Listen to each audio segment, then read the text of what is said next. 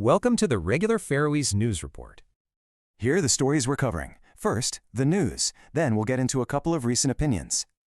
So, big news from Runavík. The Ministry of Legal Affairs has nullified the November 2024 municipal election. And this all stems from an electoral fraud charge over just a single vote cast in Unproven. Runavík's mayor is pushing back, asking if mere suspicion is enough to scrap an entire democratic election. All right, moving over to the economy. A new report shows housing prices have actually doubled in the last decade. In Tórshavn, the average house price has now hit a staggering 4.4 million krono this year. And that price surge has completely blown past any growth in what people are actually earning. It's not just housing. A Vinnahusi report shows Faroese businesses are paying some of Europe's highest electricity prices. We're talking prices way above the EU average and much, much higher than nearby Iceland and Norway. Right now, Parliament is debating a new lodging tax for tourists, and it could start as early as next year.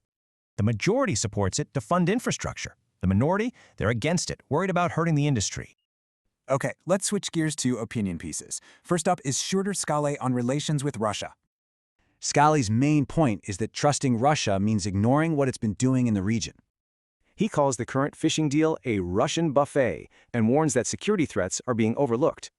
And in another opinion, Elsabeth Mercedes Gunnlaugsdóttir wants to restart oil and gas exploration. Her argument? The Faroes are right next door to massive oil finds, like the Rosebank field. She wants to change the tax system to bring in investment, pointing out that 9 wells have already been drilled. She sees a lot of potential benefits, including using oil revenue to actually fund a green transition.